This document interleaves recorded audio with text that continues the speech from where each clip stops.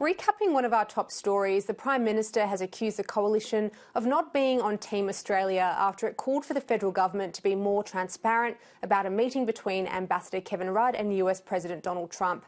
Liberal Senator Maria Kovacic says Anthony Albanese needs to take responsibility for securing a face-to-face meeting with the US President. I did speak to her about this earlier, as well as increasing female representation in the Liberal Party.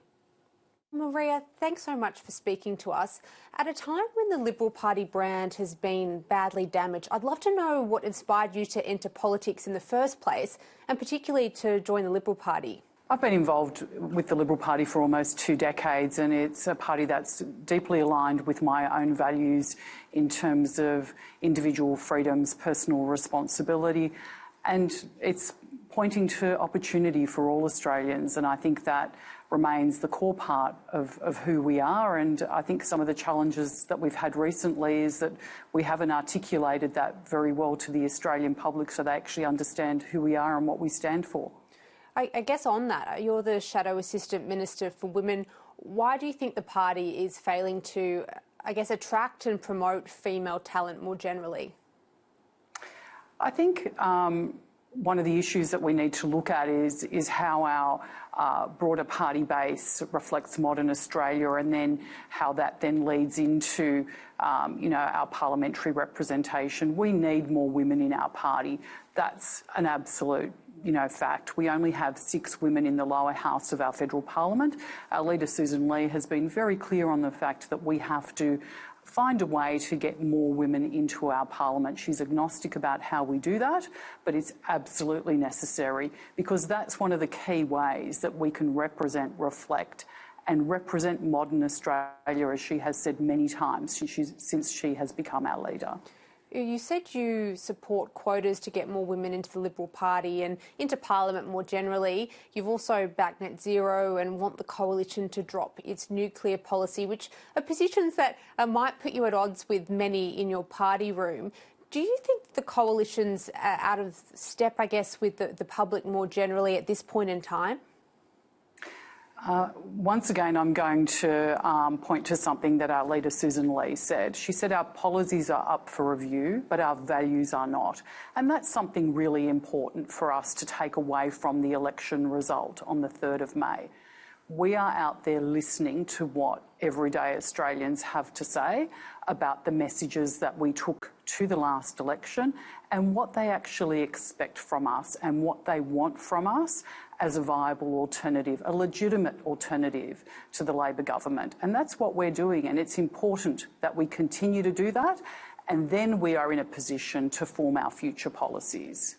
There's no doubt that there's people within the Liberal Party that want that kind of revitalisation. So you among them, Susan Lee, has said similar. But what do you say to some of those in the Coalition who seem to be continuing to drag their feet on some of the very reforms voters consistently say they support? Do you expect that when these reviews are done and dusted, that the whole party will get behind them?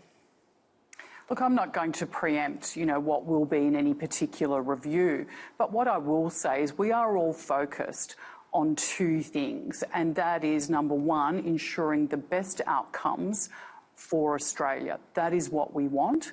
And number 2, ensuring that we deliver policies to the Australian public that they can go, yes, that is what we need. We agree that that is the best way to take our country forward, to ensure that we are a credible opposition to this government and that the Australian public can legitimately choose us to lead them at the next election. OK, but let's say the policy review doesn't land in your favour, on things such as quotas, nuclear, net zero. Are you going to push back in that situation, or are you going to stay silent? Issues like quotas are matters for each state division. They're not matters for a parliamentary team. So that's one thing that we need to recognise, that each division must be given the opportunity, and they will be, to actually craft their own reforms. That's very important. I've been vocal in relation to net zero. Again, our position is, number 1, that we need to be part of a global push to reduce emissions. There's no contest on that. Number 2, that we want to have a reliable and stable and affordable energy grid. We need Australian households and small businesses to be able to afford to pay for their electricity. They're two important things. Net zero in itself is not a policy, it's an outcome. Australians want us to ensure that we leave our planet and our country in a better state than what we found it for our children, and that's what we aim to do. Okay. In your first speech to Parliament, you proposed capping the number of properties that can be negatively geared.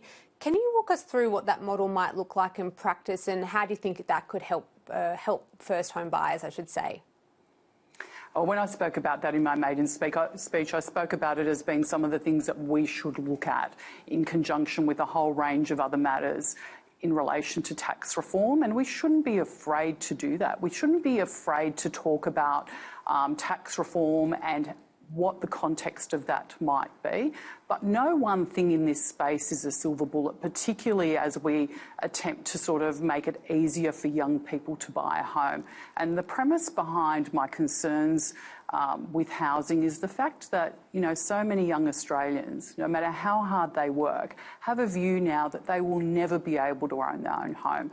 And that is not okay. That is something that is a structural problem that we have a responsibility to fix. And we need to look at all levers that are potential enablers to make it easier for Australians to own their own home if that's what they choose to do.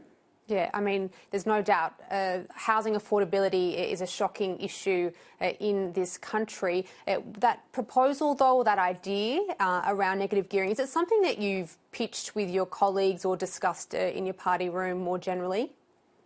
So these are all things that we're going to be talking through in relation for our broader suite of economic policies.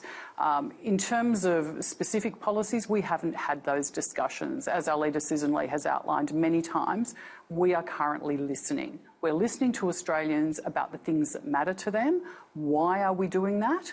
Because we want to become a government that reflects, represents and respects modern Australia. We can only do that if we actually understand what is the most important criteria for Australians in terms of the things that they are worried about. What we're hearing is that still is cost of living, that still is housing, but there are also concerns around the geopolitical environment globally, and that leans into defence and national security as well. Yeah. On that broader tax reform question, though, do you think that there, for example, needs to be a look or a conversation around perhaps increasing the GST, or what would some of that reform look like to you? Again, I think we need to look at a broad spectrum of issues. You can't look at any individual thing in isolation when you are looking at tax reform. You have to go from end to end, and that's what we're aiming to do. So I wouldn't want to actually speculate on any particular individual elements of tax reform.